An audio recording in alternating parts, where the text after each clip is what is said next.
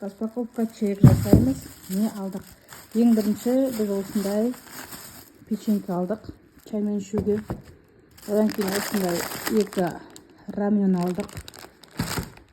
Одан кейін осындай бахроманың мороженое алдық. Фисташкой. Бұйырса ауыз ашқаннан кейін дәмін көреміз. Президенттің қаймағы 15%. И осындай бізде яблоко.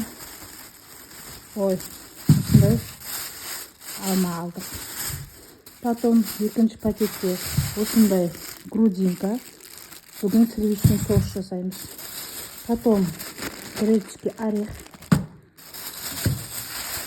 Сливки 10%. Творожный сыр. Кәдімгі сыр, сметаный сыр, ең күшті сыр. Потом осындай бір дән алдық. Все, распаковка чек аяқталды.